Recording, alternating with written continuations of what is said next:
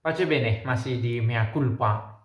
Ada yang berkata begini, umat Katolik Indonesia itu berkembang pesat. Saya tidak tahu data terbaru, tapi kalau benar itu berkembang pesat, saya pikir itu pantas disyukuri. Saya mau mengambil 5 nomor, 5-6 nomor dari Katekismus Gereja Katolik yang berbicara tentang mewariskan iman, tentang katekese. Pertanyaan mendasar, apakah kita ikut serta mewariskan iman? Mewariskan ini menyangkut juga dari generasi yang satu ke generasi yang lain. Kita bisa bicara dalam lingkup yang luas, tapi sederhananya di keluarga itu diwariskan. Di lingkungan sekitar diwariskan. Kita baca Katekismus Gereja Katolik nomor 4-10. Gereja berusaha untuk menjadikan manusia murid-murid Kristus. Ia hendak membantu mereka agar dapat percaya bahwa Yesus adalah putra Allah. Ini penegasan yang penting. Yesus adalah putra Allah.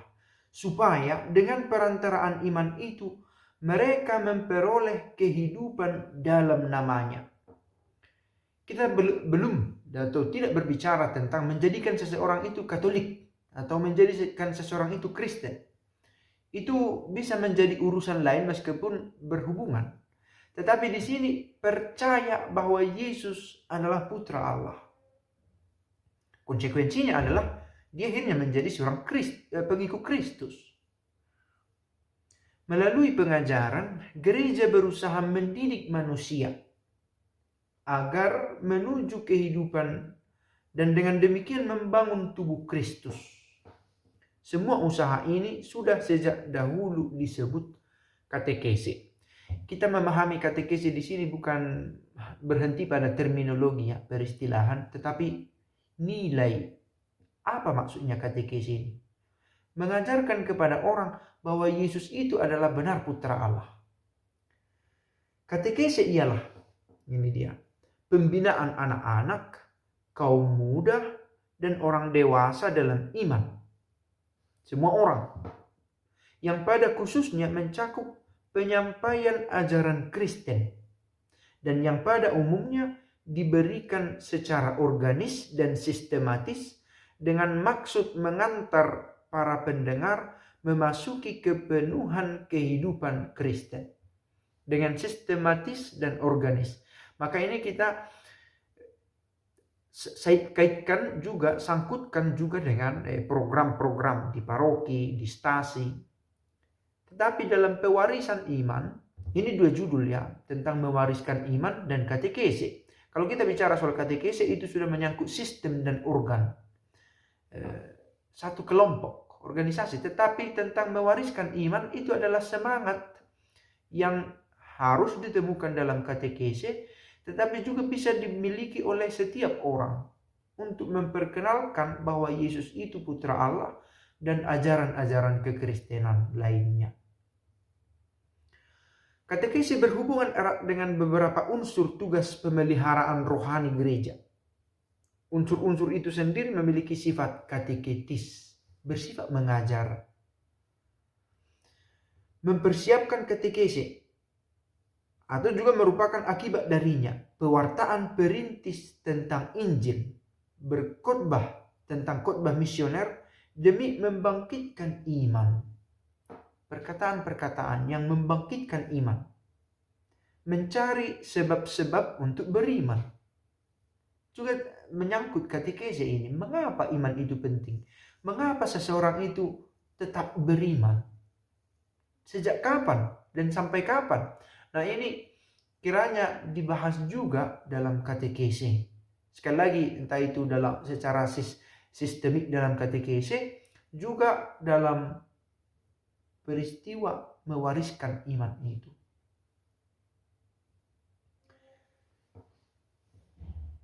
Katekese erat sekali berkaitan dengan seluruh kehidupan gereja. Bukan saja meluasnya lingkup geografis dan pertumbuhan jumlah anggotanya, seperti tadi kita bahas, sepertinya di Indonesia sedang semakin pesat, tapi apakah disertai dengan katekese juga?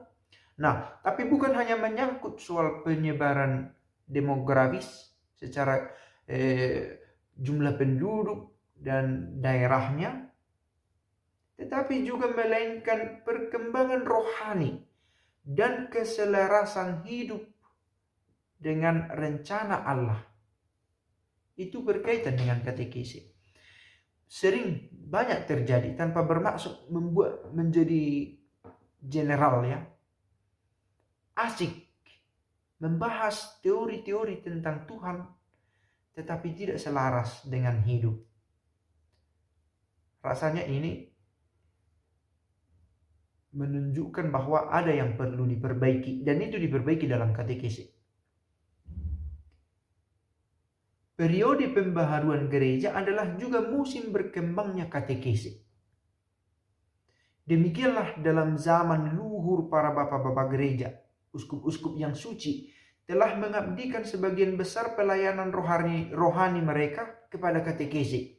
Kita tahu itu pada zaman bapak-bapak gereja, zaman patristik sampai 8 abad pertama dalam gereja,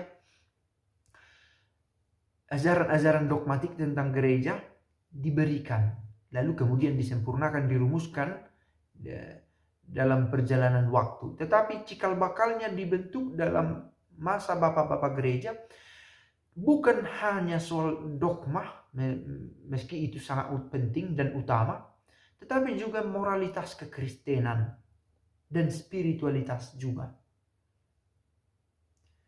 Itulah zaman Santo Cyrillus dari Yerusalem, Santo Johannes Chrysostomus, Ambrosius, Santo Agustinus, dan banyak bapak gereja yang lain.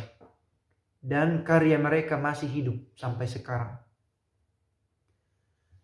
Pelayanan katekesi selalu menimba kekuatan baru dari konsili-konsili. Karena dalam konsili-konsili ditegaskan ajaran iman. Ajaran inilah yang diteruskan. Dalam hubungan ini, Konsili Trente merupakan satu contoh yang sangat berarti. Abad pertengahan. Dalam konstitusi dan dekretnya, ia memberi tempat yang terhormat kepada katekesi. Mulai dianggap penting bahwa setiap orang yang menyebut diri Kristen memiliki kesempatan untuk mengenal ajaran imannya.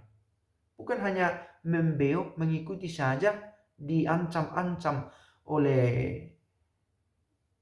betapa menakutkannya neraka. Tidak pada level itu. Setiap orang mengecap, memaknai imannya.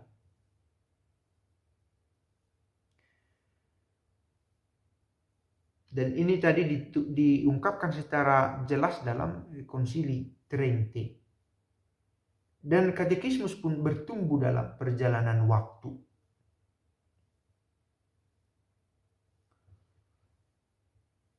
Tidak mengherankan bahwa sesudah Konsili Vatikan II yang dipandang oleh Paus ke-6 sebagai katekismus besar untuk waktu sekarang, katekesi gereja menarik lagi perhatian. Sejak Konsili Vatikan II semakin diganaskan lagi, dihidupkan lagi katekesi itu. Maka baiklah bahwa kita juga mengakrabkan diri kita pada katekesi. Ini menyangkut bukan hanya soal katekesi tetapi juga evangelisasi. Menyampaikan kabar baik itu yang tentu bersumber dari kitab suci, tetapi diejawantahkan, dipaparkan dalam pengajaran gereja. Dan memang dalam satu sinode katanya pada tahun 1985 ditegaskan penting ada satu buku untuk mengajarkan iman, untuk menjadi bahan pelajaran iman. Karena itulah muncul katekismus. Memang sejak awal sudah ada katekismus, tetapi karena itulah muncul katekismus dengan pembaruan, dengan pengajaran yang disempurnakan. Pace bene.